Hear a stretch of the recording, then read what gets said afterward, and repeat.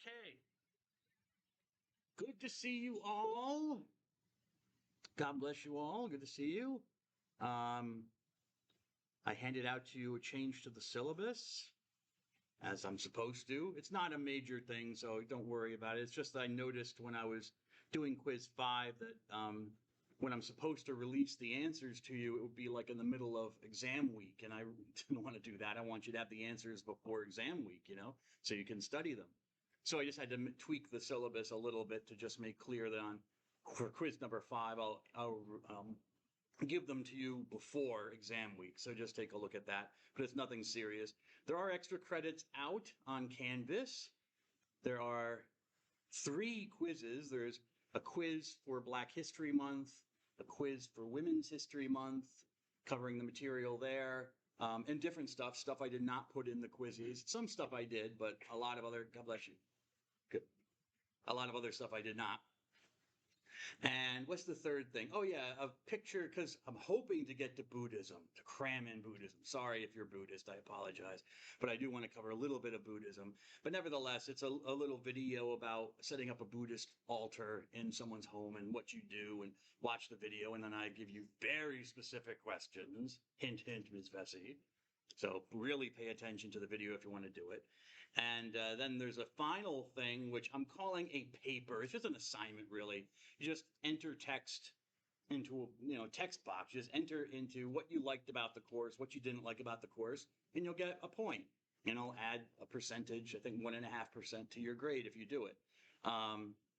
Yeah, so those are out there for extra credits. If you want to do them, you have them until the end of the course to do them.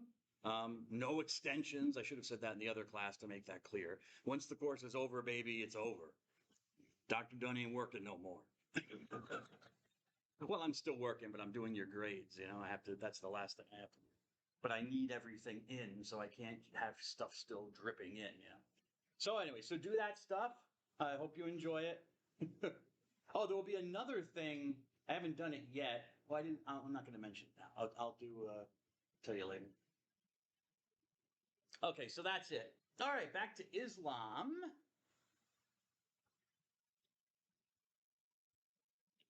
See what I can do on that. Maybe I can finish it today. We're talking about the Al-Aqidah, talking about the first pillar of faith, or pillar of belief, or pillar of religion, which is belief, okay? And the basic beliefs, kind of like a creed, a basic creed of Islam, which is God, his angels, the Quran, and previous revelations, but mainly the Quran. The messengers, the prophets, resurrection of the dead, okay, on a day of judgment.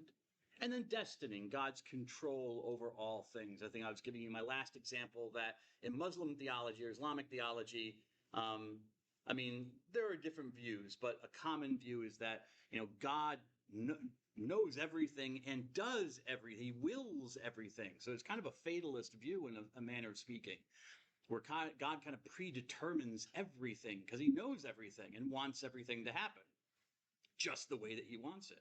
So like if I light a match, it's not just that God causes the match to catch fire. He also wills it to stay aflame as well. And then when I blow it out, he wills that the flame, he wills me to blow it out. He wills the air to come out of my mouth. He wills all the actions in between and wills the fire to be extinguished. Okay? So you find some of this kind of idea also in Judaism, more conservative forms of Judaism, Orthodox Judaism, some Christianity, but mostly not in Christianity. God is provident. He takes care of the universe. But the general Christian view amongst Catholics, Eastern Orthodox, Oriental Orthodox, Protestant Christians, is that God is provident, which means he takes care of his creation, but he doesn't completely control it. He's made laws already that govern how it's supposed to work.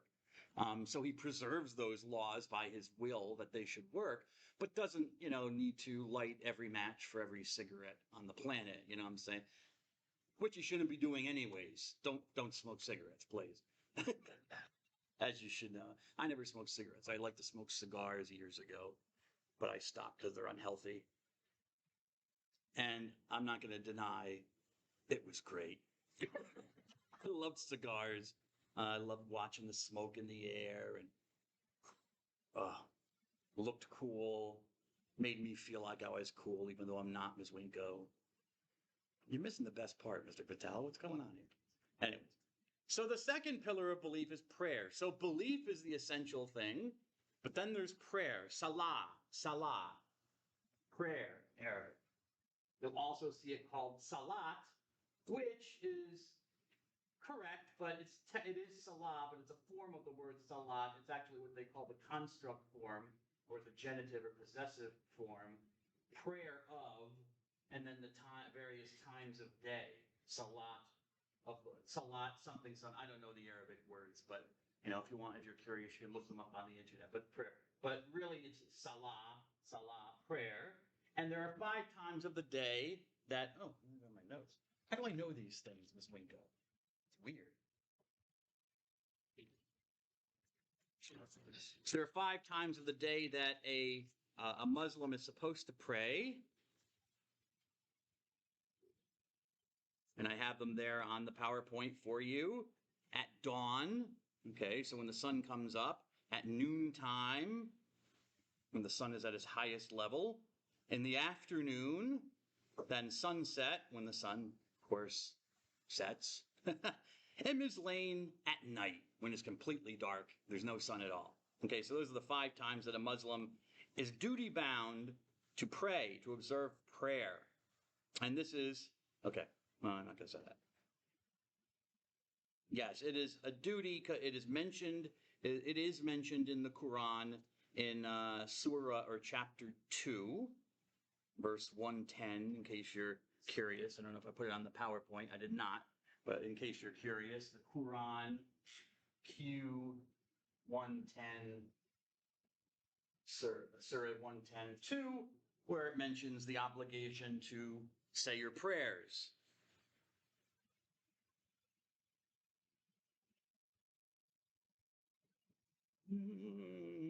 What else do I want to say?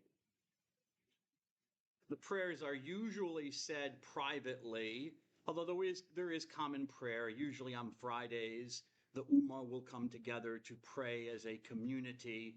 But more often than not, Muslims aren't together in a community. If there are Muslims like here on campus at Quid and Mercy, they might go to a certain place to pray together. That's important. But usually Muslims are alone, so they're going to be praying most of their prayers alone, I believe. At least that's what I've observed or experienced. God bless you. Although if I've observed or experienced it, they're not really alone, Miss Bessie. So isn't that a contradiction in terminology?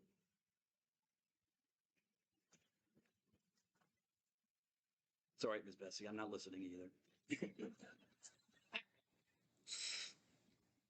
So, Salah is the Muslim prayer service. They have Salah can, and well, it's a duty, so it must be done wherever you are. Okay, it can be done outside, in a room, in your home. But they do have special buildings where prayer can be given, and that is called a mosque, a place of communal worship for Muslims. A mosque is also a school. And that might be some of its main duty. The main thing that a mosque stands for is to teach people the faith of Islam, the beliefs of Islam. And then, yes, they do have prayer services as well. Okay, and we find the same idea in Judaism, where a synagogue, yes, you go to a synagogue for prayer on Sabbath day, but a lot of the work that goes on in a synagogue is teaching the Jewish beliefs, the faith, having Hebrew classes, and of course catechism, and teach people the Jewish faith. So you can pray anywhere, but a mosque is a special place of prayer. We'll give the name for that. In a mosque, you need to know the direction for prayer, because remember I said you have to pray towards the Kaaba in Mecca. You're praying towards the building, that black cube-like building in the mosque in Mecca. So you need to know the direction wherever you are. So in every mosque they have what's called a qibla, which indicates the direction of the Kaaba, okay, in the mosque of Mecca. So you know where you're supposed to pray, which direction. So in this mosque, this is the mosque in Finland. Interesting. We're Muslims in Finland. and he was the local leader of the mosque, I believe. And this structure is the Qibla, has the Qibla in it to indicate that pray in this direction towards Mecca.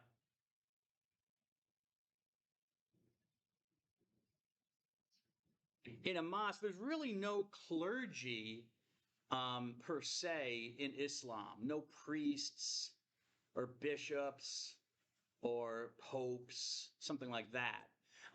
You do have imams, what are called imams, and they're interpreted a little bit differently according to which variety of Islam you follow. Generally, it's the name for someone who just leads the community in prayer. Okay, there's when you go to a mosque for salah, there's usually one person, just so there's order. Okay, it's nothing necessarily official. It might just be like, hey, Michael, can you be imam? You know the prayers just like the rest of us, and so you all follow his movements when Michael does the stuff and does the prayers and the bowing and the prostrations and what is that? Crack chips. Oh, it's a party mix. So we've got a partay. Ooh, very nice. Sounds like it was good. But anyways, yeah, so you just follow his actions. He doesn't have any really official status as imam. Anyone, any Muslim man, even in a pinch of woman, can be an imam leading the prayers.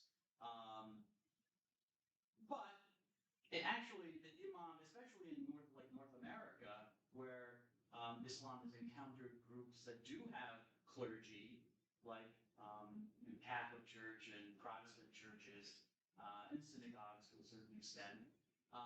This has influenced the development of Islam somewhat. So now, you have imams who are more official in their status. They might actually have training in Muslim theology and might almost act like a minister or a priest, a mosque, to give blessings or prayers or whatever.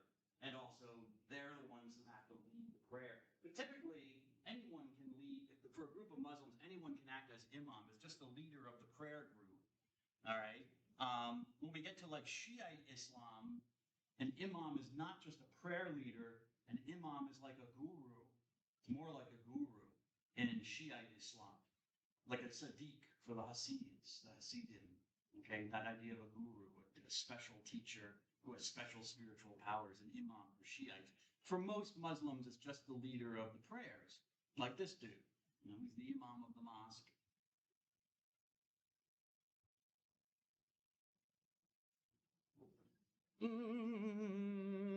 What else do I want to say? Yeah, I said that. Okay, move on. Prayer, if you read, I think it's in this verse, Quran 110. But anyways, in the Quran, prayer is united to the third pillar of faith, which is charity or almsgiving. Almsgiving.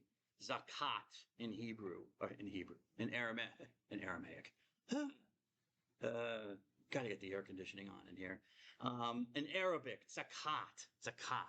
Okay? And the word zakat literally means purification. Okay? By giving charity to the poor, to helping those in need, you are purifying yourself in the eyes of God. You're removing sins. And Muhammad unites these two things. Prayer and almsgiving are two of the most, in a way, the most powerful of the pillars. Okay? Both prayer to Allah, to God, and also helping your neighbor by giving, money or help or whatever to the poor or those who are in need are two of the greatest things a Muslim can do. So, yes, here it is, Quran 2:110. Who would like to read this? There's a little snippet from the Quran. Yes, Miss Hoy. Establish and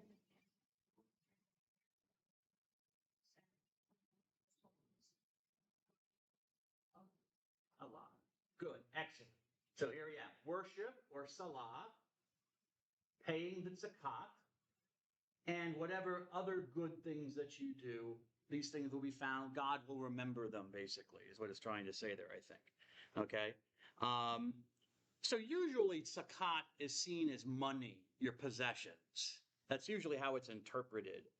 Um, that you just give money or your possessions to the poor. But I guess it can be other things as well. And there are all sorts of rules, as you might imagine, about how do you determine the amount of alms that you should be giving to, different categories of poor people or people in need. The common idea is that 2% of your annual income, okay, 2% should be given to the poor and the needy. If you can, I mean, obviously, if you're poor and needy, 2% is a lot, to you, and you might not be able to give that much, but you can do something. Okay, so do what you can, because of course, Allah is merciful and compassionate. you know, He's not going to be like, oh, you're a really poor person. You didn't give the 2%. Right? But if you have the means to do it, you're expected to give 2%. The fourth important pillar is fasting, abstaining from food. I guess you can fast for special reasons, but really what this pillar is talking about is the month of Ramadan. Okay, fasting or Psalm in Arabic, Psalm.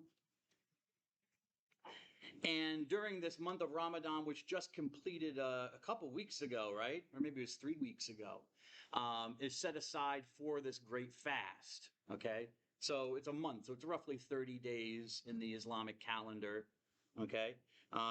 During Ramadan, Muslims are supposed to abstain from all food and drink during the day, from daylight until sunset. No food, no drink.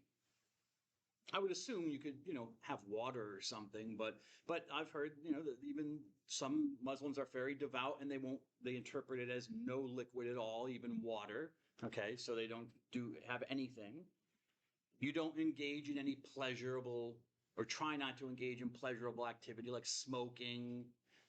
Again, I know we don't think smoking is pleasurable, but in the culture from before, just it was one of those things. Don't do that. Don't have sex during the daylight hours during Ramadan. And then once night comes, you have what's called the breaking of the fast. Okay, once the sun is set every day of Ramadan, then you can eat and drink. And a lot of times Muslims will have a little party at the end of every day just for the breaking of the fast. To celebrate it, we'll have some food and stuff. I don't think they're supposed to gorge themselves. I mean, that would maybe be disrespectful to the whole idea of the fast of Ramadan. But eat and drink a little bit of some stuff to keep your energy going and to live. I mean, you do need the energy so your body doesn't die. So that will happen. And what is Ramadan? Remember what Ramadan, this is in the textbook, but I might have already mentioned it, but Ramadan is honoring this month of the fast is meant to honor the night on which God, or at least the angel Gabriel, through the angel Gabriel, revealed the first verses of the Quran to Muhammad. So the giving of the revelation of the Quran. So this is a month-long celebration in honor of that event, the Laylat al-Qadr, the night of power. So you're giving thanksgiving to God for that event. Of all the duties of worship, according to Muhammad, Psalm is the most loved by God. So Muhammad privileged fasting even above everything else, even, I guess, prayer and what I just told you about prayer and almsgiving. The reason God loves Psalm is because it's unseen. You can't, God bless you. You can't tell a person's fasting, okay? You can see someone give money to a poor person. You can see someone making the prayers. But fasting, only you and God know that you're abstaining from food and drink for the day. No one else can tell whether your belly's full or empty, So it's kind of like a perfect union of the action with the intention. They go together, It's unselfish in a way. God knows. So Muhammad thought it was most loved by God. So all adult males of sound mind and good health are expected to do this, abstain from food and drink during Ramadan. And if you miss any day, you have to compensate. So you have to make it up. I mean, there's no like, oh, whoops, I was in the hospital for that month. No, no, okay, you still owe Allah Ramadan, eventually, either in this life or the next. You'll be spending your first 30 odd days in paradise performing Ramadan, performing the obligation of Ramadan, of the fast, of Psalm, that you missed if you don't make it up. So you still have to compensate. And sometimes, well, people kind of find ways, because we're human beings and we're tricky.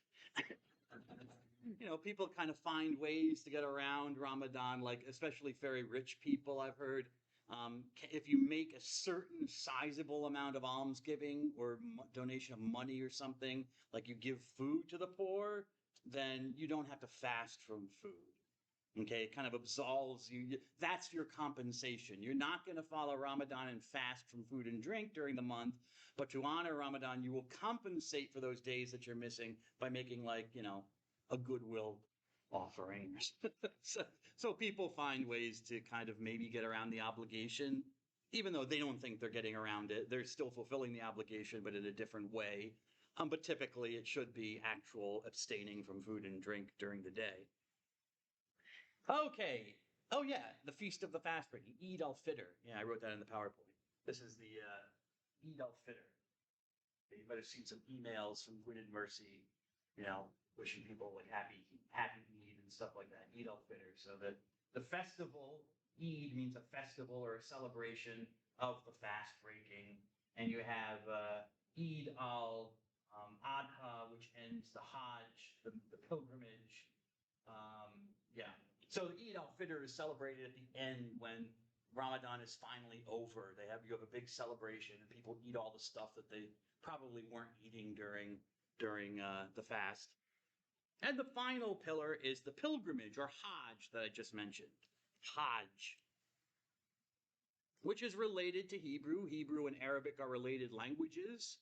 Okay, so they oftentimes will have the same root meaning, and you have basically, it's the same word basically, but for Hebrew, Hajj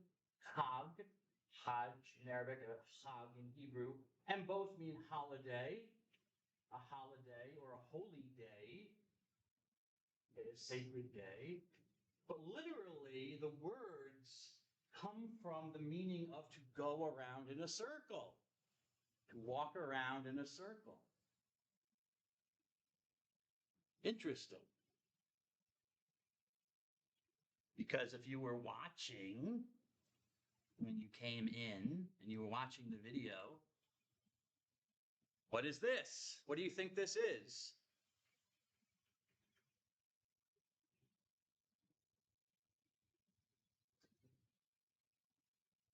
What do you think this is? I'm assuming you probably know. I'm assuming you probably know too, Mr. Belk. You make me look bad, and you look like you're learning something in this class. Mr. Whitehawk, what is this? I see that's maybe. Actually, it's a live feed.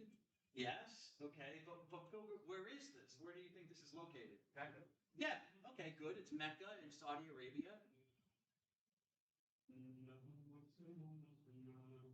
This Vessi, what's that big black thing?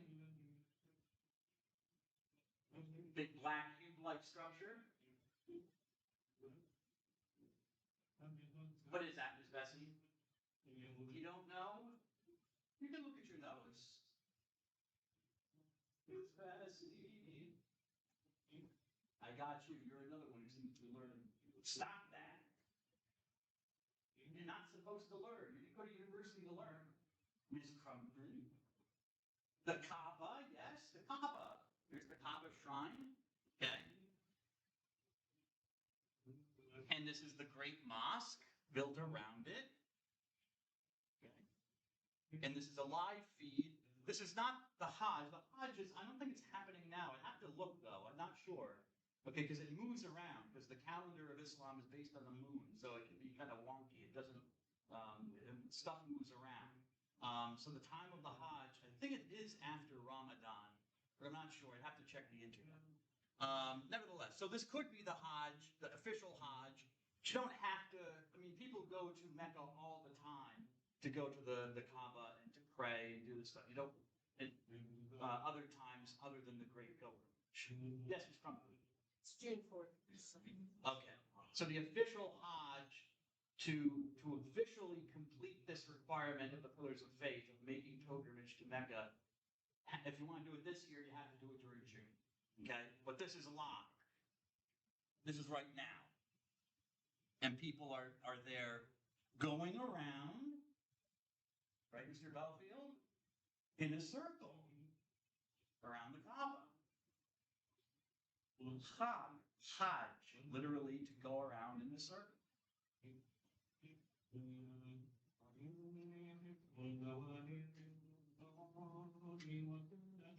And I'm assuming this person on the microphone is chanting or singing verses from the Quran. I'm assuming.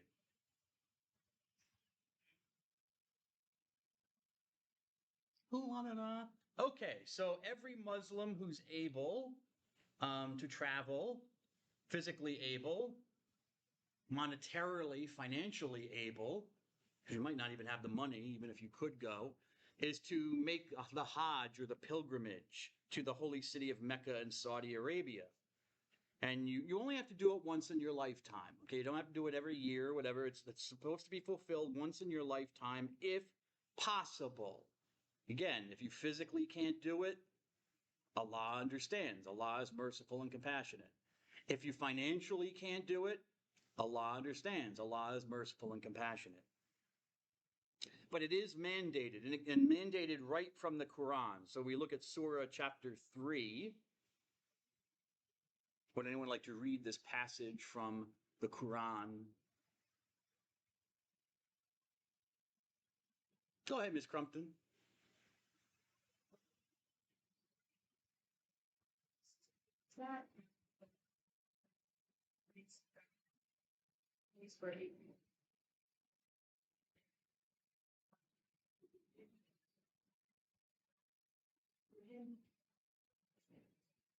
Excellent, thank you. Okay, so behold, the first sanctuary or sacred building for human beings was at Mecca.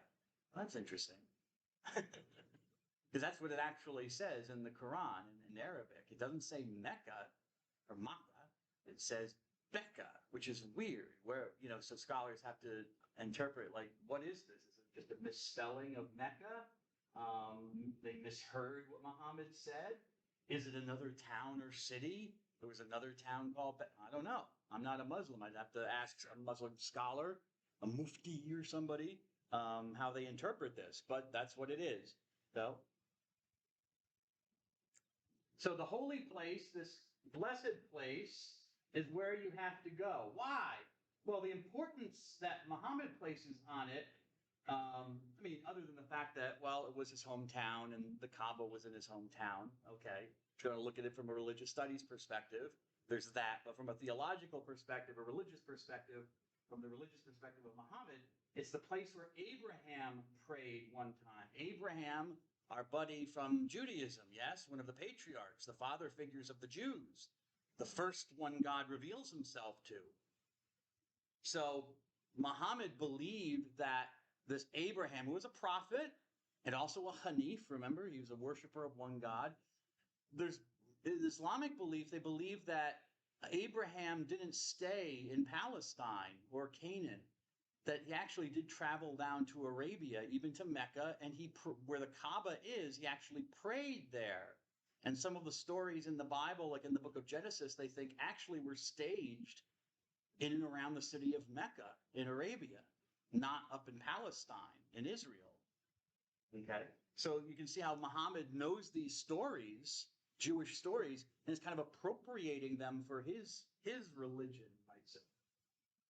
So Hajj, or pilgrimage to this house, which is taken to mean the Kaaba, is a duty for all mankind. Okay? For him who can find a way. Okay, so if possible, basically, if you can find a way. There's a duty for all mankind. So it's not like even Muslims, Muslimin or Muslimun. It's apparently I'm supposed to make pilgrimage as well, but they won't let me in. I wonder what would happen if I showed up at the boundaries of Mecca and quoted this to them and said, wait a second. It's a duty for all human beings. It doesn't say Muslims. Those who submitted to God, it says every human being. Here I am. They wouldn't let me in. Or any of us, unless we're Muslim. So anyway, so to make the Hajj, do I give you a definition? Oh, there's a picture, but I already showed you a picture. I didn't give you a definition of the Hajj. Probably should have, but I've described what it is. It occurs on the 12th and final month of the calendar used by Islam, which, as I told you, is based on the moon. Okay. And I'm not going to go into all the particulars of the Hajj. It's very intricate, days-long thing. You just don't show up, walk around the Kaaba, and go back to your hotel, and you're a Haji now, as they say. You can add the word Hajj somewhere in your name to let people know that you've completed the pilgrimage, or something for women. It would be Hajjah, I guess. Ms. Fofana, I'm sorry. Do you know what a woman would add to her name? Hajjah? Okay. To know. I'm assuming, though, if I'm assuming wrong. Okay. But there are all sorts of ceremonies, again, reenactments from the life of Abraham, like the sacrifice of his son Isaac. There's a time when in the book of Genesis where God asks Abraham to sacrifice his only son as an offering to him. So that's recalled. You throw stones at the devil. You spend the whole day. This is near the end of the Hajj, which, as I said, takes several days. At the end of the Hajj, everyone goes to this plain, and you just sit there all day in the baking sun. Remember, this is Saudi Arabia. It's like a desert, mostly. There are some nice places I shouldn't say nice places, because some people like the desert. But if you don't like the heat, it's not the most ideal country for those who don't like the heat. But you stand out there in the sun for like the whole day, for like 12 hours or something. Meditating, praying. It's supposed to symbolize the day of judgment, the final day when Allah will come, or actually Allah will send his messenger. He will send Jesus, actually. Jesus will come again to announce the coming of the end of the world. And also, I don't want to give that word but anyways, Jesus the prophet will come and announce the end of the world. And so they're just symbolizing this of the day of judgment. And when the end of the world happens, all human beings will stand naked before God, literally naked before God, and be judged according to their actions. So, you kind of do the same thing. Now you say, well, do they stand naked? No, they don't literally take off their clothes. But in a way they do, because during the whole Hajj, you have to wear a certain white garment, both men and women. You take off your normal clothes, and under that garment, you are naked. You're not wearing any clothes. And you wear this long white garment, and that's what you wear for the days of the Hajj that you're doing this. So again, it's a symbol, in a way. You're kind of naked without being naked before God. You're taking off your regular everyday clothes. All right. The community, the Ummah. Let's talk about that. The community. There are two main sects within Islam. Actually, there are probably three, but the third one is so small that it's not really worth it. Sorry, Ibadi. Sunni and Shiite, or Shia. Sunni and Shiite. Sunni Islam, your definition, is the name for the kind of Islam that accepts the Sunnah, the traditions of Muhammad and his companions, and the communal interpretation that's been given to them as the ultimate authorities for how to practice the religion. Okay? And then Shiite Islam is the name for those who look to Ali. Shiite Ali. All you got to remember about Shia Islam is Ali, our friend Ali. They look to Ali as the true successor of Muhammad, and the successors of Ali as the ultimate authorities. So, who are the imams, the successors of Ali? They interpret the Sunnah and the Quran for the community. Whereas for Sunni Muslims, it's the Sunnah itself, the tradition, is interpreted by the community. Okay, all Muslims have to study Quran and study and learn. There are experts, of course, in the traditions of Islam, the religion, that people may follow, various schools of law and interpretation. Okay, but that's the whole thing. There are various ones of them. There's no one. Whereas in Shiism, you have so many factions within it because every group has its own imam, and the imam is like the ultimate interpreter of everything that you follow. Okay? Shiites, here's a little picture I did. Here's Muhammad the Prophet, or a picture of Muhammad the Prophet. Notice they don't depict his face, although sometimes his face is depicted, but nowadays it's considered off limits. And then you have the four rightly guided caliphs that came after him. Okay, Abu Bakr, Umar, Uthman, and Ali. And this is where you have the break. Okay, almost immediately you have the break within Islam between those who followed Ali, the Shiites, come to be called the party of Ali. That's what Shiite means, Shiat Ali, the party of Ali, his supporters. And then you have the great majority of the community which accepted Abu Bakr, accepted the decision of the community, and follow the tradition, the Sunnah, who are Sunni. Sunnis are by far the largest amongst the Muslims, comprising 80 to 90% of Muslims throughout the world. And Shiites are far smaller. It's kind of like the difference between, the Windows operating system and the Mac OS, the Mac operating system, Windows is on probably about 85% of computers, and then, Macintosh is on like maybe 15%. You have Linux as well, but that's very small. But it's kind of like, that's how I kind of think about it. It's like most Muslims, like 87%. And then you've got the 10 or 12% or 10 to 13% who are Shiite, following the Shiite form. So by far, the Sunnis by far outnumber the Shiites. So how did this separation happen? Again, it's Ali. Again, Ali, our friend Ali. The question of who should succeed Muhammad? Should it be his closest blood relative, or just someone who is a really good Muslim and would be a good leader for the community, who didn't God bless you, who didn't necessarily have a relationship with Muhammad? Okay, that was the factor. And those who said that it should be by blood supported Ali, and they never wavered in that. So there was a break, as I said, almost immediately. So the origins come from that question: who should succeed Muhammad, of these two groups? The group that decided to follow the popular, or forget it. It's not coming out right. The group that followed the view that it just should be the best leader, the most effective leader from Muhammad's family, or his tribe at least, were the Sunni. Okay, and they are, as I said, they're following the Sunnah, or the custom or tradition of the Prophet. So their longer name is the people of the Sunnah and the community. All right, Ahl al-Sunnah wal Jama'ah. Ahl, people of the Sunnah, the tradition, Sunnah, wa, and Jama'ah. Okay, is the word Jama'ah is the word for an assembly or a congregation or community. So for Sunni Islam, the Quran is the fundamental authority, obviously.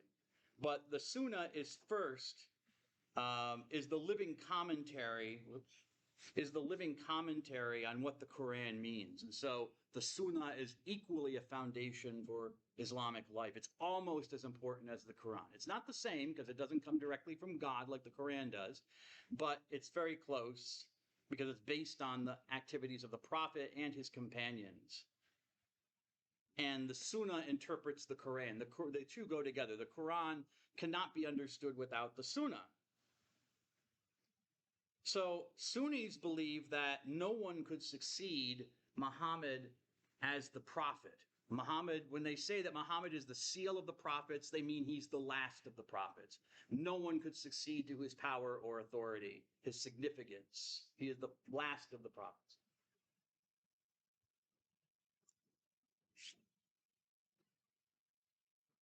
And so any Khalifa, any successor to Muhammad, was not a prophet, was a Khalifa. They're not prophets. They're just guardians of the prophetic legacy of Muhammad. Okay, so Muhammad cuts off prophecy. It ends with him. It comes to him perfectly.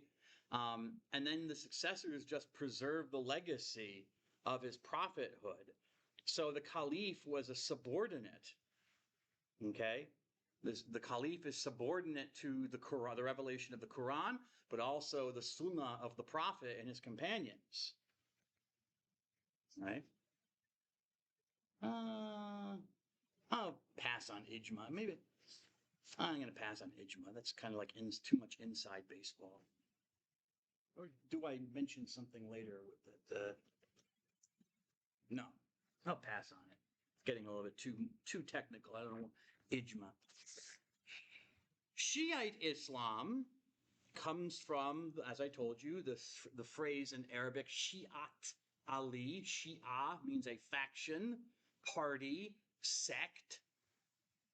Ali is the man's name. So the party or the supporters, you might say, of Ali.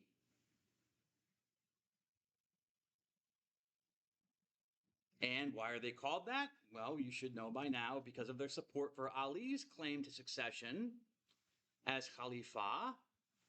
And all the previous ones, Abu Bakr, Umar, Uthman, are not considered caliphs at all by Shiites. They are considered illegitimate usurpers. They did not have the proper right to be the successor to Muhammad. Only Ali did. And so they are not honored or recognized at all by Shiites. Whereas, as I told you, Shiites recognize all four of them. Abu Bakr, Uthman, or Umar, Uthman, and Ali. I got a map for that later. I'll talk about that. Ali is also considered the first imam. Okay, I'm coming back to the word imam. I told you it was different in Shiite. Okay, imam is like a guru. That's how the Shiites view it. All right, a special spiritual teacher. That's not how it is in Sunni. It's just a prayer leader. It also can be used as a word for a prayer leader in Shiite Islam as well, but not typically. All right, an imam is a special person who has been chosen by God to be the supreme religious leader of Islam. Well, how do you know? Well, kind of depends on who you ask, you know? That's why Shiite Islam has a lot of imams, people claiming to be imams, and all sorts of different groups. It's split apart into all, it's kind of like Protestant Christianity. You know, you've only got one Catholic Church or Eastern Orthodoxy, but when you get to Protestantism, you've got hundreds and hundreds of Protestant denominations all teaching, a lot of them teaching basically the same thing, but some that are teaching very different things. And and the way I kind of understand it in my monkey brain is that Shiite Islam is kind of like Protestantism. And Sunni Islam is kind of like Catholicism. Sunni Islam is kind of a monolith. Yes, there's diversity in it, diversity in points of view. But they all kind of agree on a lot, okay? Whereas Shiite Islam has broken up into all sorts of little groups based on which imam, who you believe is the true imam, and who you follow. So you can find forms of Shiite Islam where there's a question of, is it even Islam anymore? Anyone who's been following the news in the last year might have heard about Syria. It's been going on in Syria. Does anyone know? Syria? No. No. Et tu, Elena. Et tu. Well, what's been going on in Syria for the last like 10 or 15 years? Does anybody know? Does anybody know? Ms. Lane? Any idea? Don't want to even hazard a guess? No? The UFOs landed, Ms. Winko. They've made contact right in the middle of Damascus. And come to find out, the aliens really like Middle Eastern food. They really do.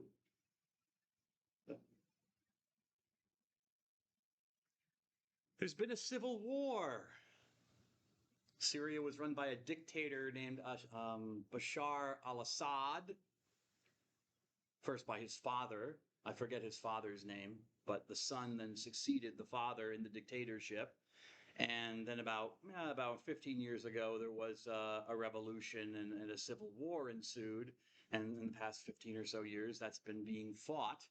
We've been involved in it in various ways, our military, not directly, but we've been doing stuff.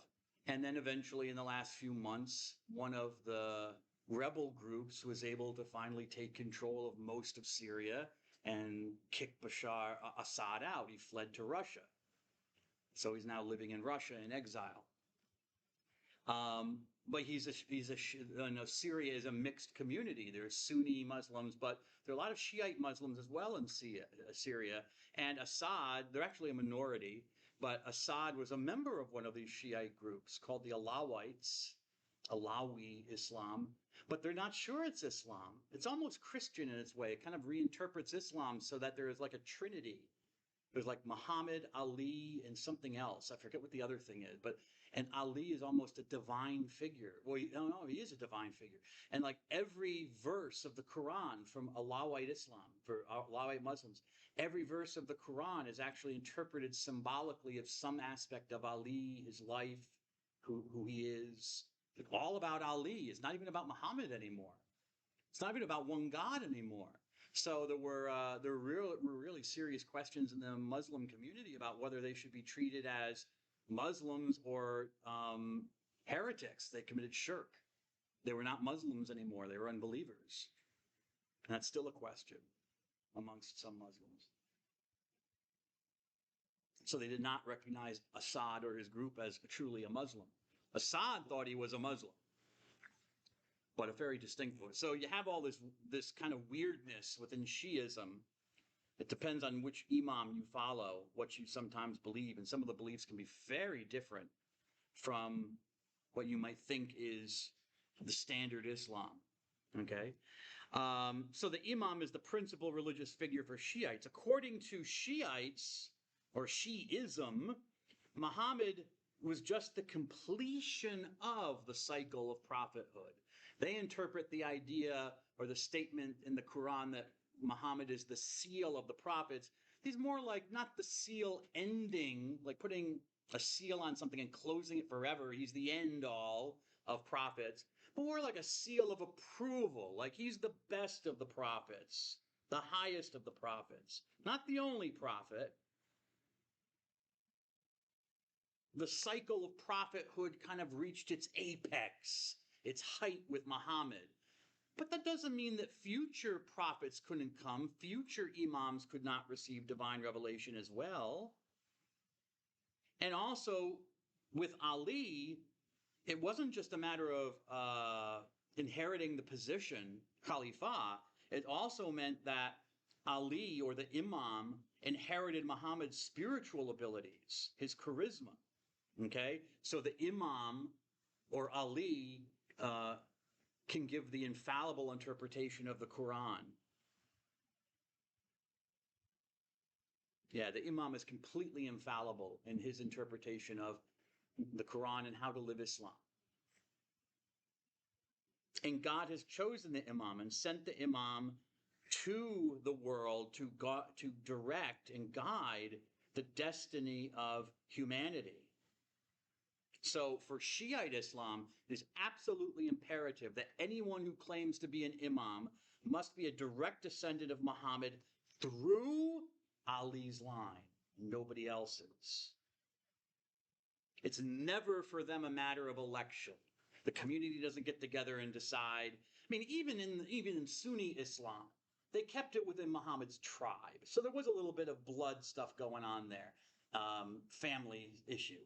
They did, anyone who would be a Khalifa from the Sunni perspective should be at least from Muhammad's tribe, in some way related to him in that way. They're not going to choose some other person outside the tribe. But the Shiites really focus on the person of Ali. It has to be from his Allah thing, and it's done by God. It's not done by election. You're just recognizing the authority of this person. And let's see, and because, I mean, a lot of people could claim to be descended from Ali. I mean, if Ali had multiple children and they got married and they had children and their children had children, you're expanding the family tree. There are a lot of people who could claim, like, hey, I do have a direct descent to Ali, and they might actually have it. And now they're claiming to be Imam. But then this other dude over here says, yep, my line is also legitimate. So I'm the Imam. And the third dude's like, hey, wait, my line goes like this. So my line's the legitimate one. So now we have another Imam. Hence, there exist many factions within Shiism based on which Imam you follow. Oh, and there I finally give you what Imam literally means, signs, or leader. Comes to generally mean a leader, but a sign that you follow, a pattern. Okay? So like a leader, you follow a leader, right? So a sign or a pattern for how to live Islam, or the sign or the pattern that you follow in the mosque when you're saying your prayers. Oh, Bob stood up, I got to stand up. Bob's bowing down, I got to bow down. Same meaning, but different interpretations depending on form of Islam. Okay? So yeah, here's a little chart that I got off the internet of the various factions of Shiite Islam based on the imams that they follow. Yeah. Is he on here? Yeah, here's Ali right here. Okay. And then his two sons, Hassan and Hussein. They're a whole other story that I might get into, I might not. But anyways, you can see that, how it branches off to different people in different groups claiming to be the true imam. So you have Kaisani, Shiite Muslims, Zaidi, Shiite Muslims, other groups of Muslims. I think the Druze are fitting here somewhere in there. They're probably not Islamic as well. They're seen as a separate religion. The Fatih Muslim, okay. They don't even have Alawite Muslims on here, I don't think. Here are the Druze. And then there are 7 or 12 these are 5ers, but the main group's 7 or 12 Shiites based on, well, I guess there was a question here about this guy, Jafar al-Sadiq. Everyone agreed, I guess, or for the most part agreed about up until this guy, Jafar, and then you had a break, and some went on with different guys, and it depends on how many imams they accepted from this line. Some only accepted 7 further imams, others accepted 12.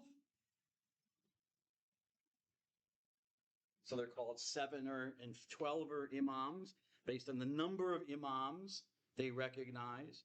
The country of Iran, in case you're wondering, because one of these days Israel might bomb them into oblivion and we'll be in World War III. But Iran is 12er Shiite Islam. They believe there were 12 imams after Ali. And then there will be a final imam at the end of time. Okay, Al-Mahdi.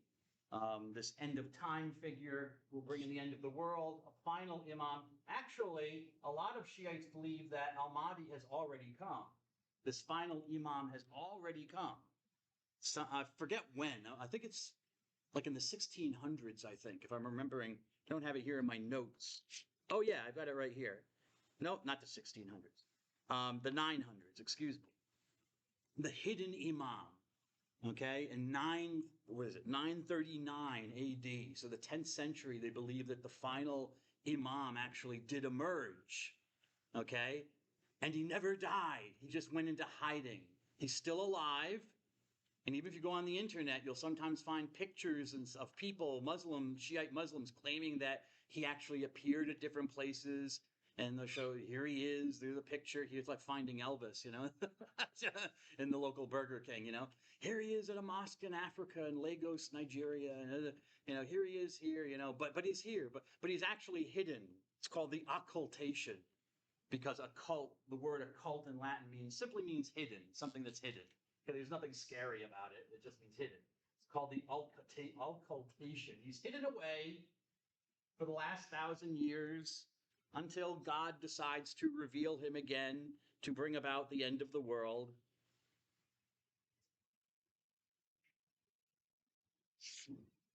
Shiites also, I'll get to that. Shiites, in case you're wondering, also have their own versions of hadith. Okay, just like we have the Sahih Bukhari, the Sahih, what you call Islam, and then the 4 other collections. Shiites are not without their own collections because they believe that what the Bukhari and Islam and the other ones are corrupted, that the Sunni collections have actually taken away hadith and suppressed hadith that favored Ali. Statements that, maybe by Muhammad that were in favor of Ali, saying, choose Ali as my successor. And the Sunnis took them out. Okay? So they have their own collections of hadith, which I think sometimes might overlap with Sunni, but there are a lot of stuff in it that's different. And I give you a reading from one of those hadith for Islam. It's, what you would call it. It's in the syllabus, but I forget what it's called. It's a little speech preserved, or a letter from Ali, claiming to be from Ali.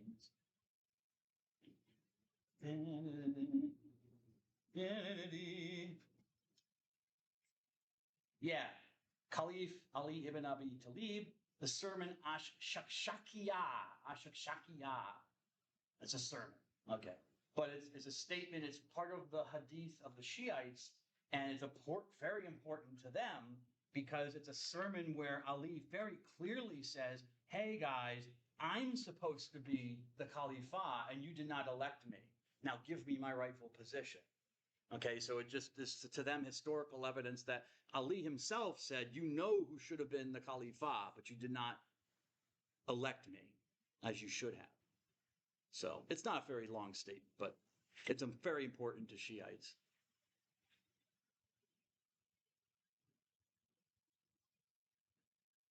Okay, if we look at this map, just, another further map, the extension of Islam throughout the world. I already showed you a map already, but just the divisions of Sunni and Shiite.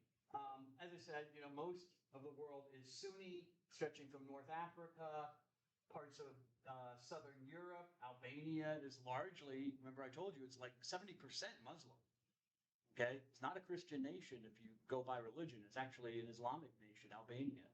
And large populations of Muslims in Macedonia and Bosnia Herzegovina. Anyway, we go in the Middle East is where you find a lot of the Shiite population, mostly in countries like Syria, it's dark green, Syria, Lebanon, country of Lebanon, this tiny country of Lebanon, Iraq. Iran has the most Shiite Muslim population in the world, Iran. Another country here, Azerbaijan. Afghanistan has a large Shiite population as well as a Sunni population. Yemen, the Houthis. Anyone watching, listening to the news? Signal, anyone use the Signal app? Anyone get in contact with our Secretary of Defense, hook up with him on the Signal app? Yes, Ms. Crumpton, you heard about this news? Oh, you can? Okay. Apparently our Secretary of the Defense was using the Signal app to discuss our plans to bomb the Houthi rebels in the mountains here of Yemen, who are Shiites, and have been trying to overthrow the government of Yemen for a while. Because they're shooting bombs up to Israel, and they're also, harassing the shipping lanes that are going around, okay? So we bombed them recently, the Houthis, and they're Shiites, okay? And after that, the Shiites kind of peter out. Most are Sunnis in India, Pakistan, India, Malaysia, and Indonesia, other places. But that's mainly where you're going to find the Shiite populations. I said there is a third option called the Ibadi, which are mainly here in Oman, the Kingdom of Oman, Ibadi Islam, which is one of the oldest forms of Islam. Well, Sunni is the oldest, I would say. Sunni and Shiite. It's a little bit older. Remember, I told you about the Kharijites, how they assassinated Ali when he decided to negotiate with his enemies who were opposing him. And so one of them assassinated him.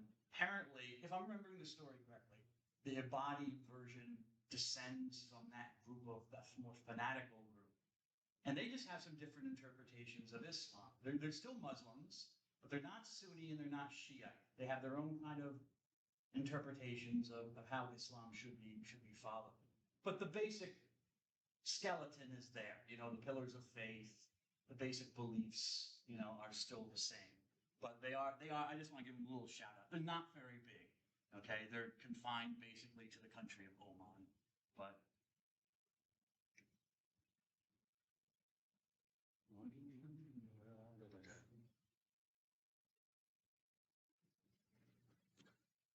oh, wow. What time is it? Maybe I'll let you go early. Just kidding. Just kidding.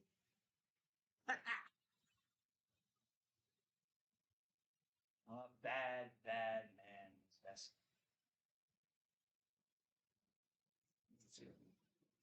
What do you think, Miss Francis? No, I got to move on to Buddhism. Moving on to Buddhism.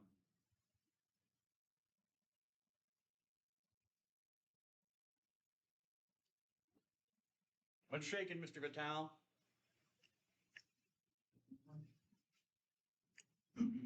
Mr. Whitehawk, you still with me? Mostly? Okay. Well, I gotta tell you, Mr. Whitehawk, I was driving back to my home in New Jersey the other week, and I saw a car, Pennsylvania plates, and it had a Philly sticker on the back. Yeah.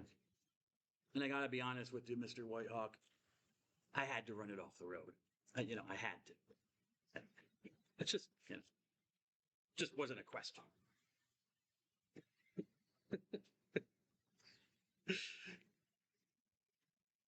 I'm just kidding. No, I wouldn't do that. I didn't do that, Mr. Whitehawk. I thought about doing it this weekend. But no, I'm just kidding. I'm making it up. I'm just joking, Mr. Whitehawk.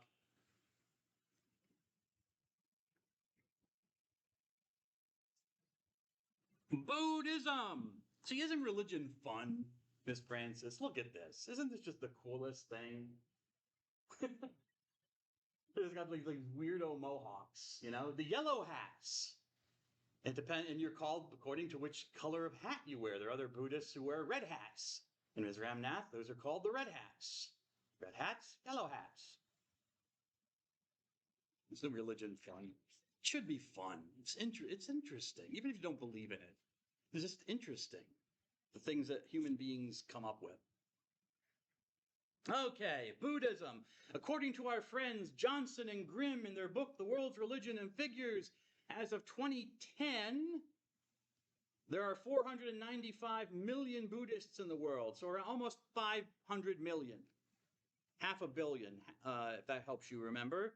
Buddhists in the world. Where are they located? Well, let's take a look. Okay, you can see they're mostly located in parts of Southeast Asia. Okay, because that's the darkest form of kind of purple. Okay, so countries like Burma or Myanmar, Thailand, Cambodia, that would be these three countries here. This little country called Bhutan, small country called Bhutan. And then after that, Mongolia, China, Japan, Korea, and then to a lesser extent in other places. Really, it's weird that there are a lot of Buddhists in Oman, the country of Oman that I showed you, and Kuwait. But that's because of immigration, workers. A lot of people have gone to like the United Arab Emirates, Oman, and Kuwait. Not just Buddhists, but a lot of Catholics in those countries as well. Filipino ethnicity, nation, nationality. and they go there to work. Okay, so yeah, there are a bunch of Buddhists apparently in Oman.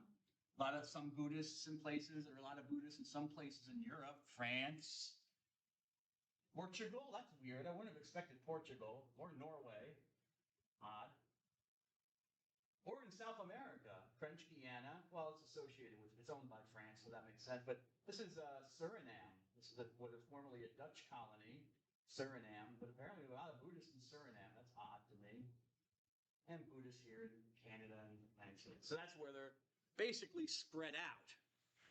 Now it's interesting if you look at this map, it's kind of interesting because then we'll find out Buddhism originates really in, well, it's the country of Nepal today, but you can say India in general. But even though it's kind of, pinkish here, there really aren't a lot of Buddhists in India. There's still a lot of Buddhists down here in Sri Lanka, but there really aren't a lot of Buddhists in India. I think there are more Christians than Buddhists. But Buddhism really took off in Southeast Asia and Eastern Asia, but it kind of died out in its native place. All right. What is Buddhism? If we wanted to give a creed to Buddhism, it's what's called the three jewels, the three precious stones of belief in which you take refuge, in which you live and find safety. I take refuge first in the Buddha. I take refuge in the Dharma. And I take refuge in the Sangha. The three jewels, or the Tri Ratna. The Tri Ratna, which some of you may have encountered already if you're doing your minor projects. The Tri Ratna. Okay, the three jewels. The Buddha himself, his teaching, the Dharma, and then the community that he founded called the Sangha, the three jewels. And since my alarm is going off, I'll end with that. That's the beginning of the three jewels. And I'll get into the life of the Buddha on Thursday. God bless you all. Have a good day. Stay cool.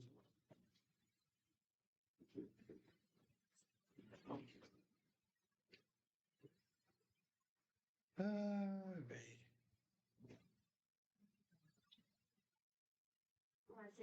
Have a good day, Miss Crumpton.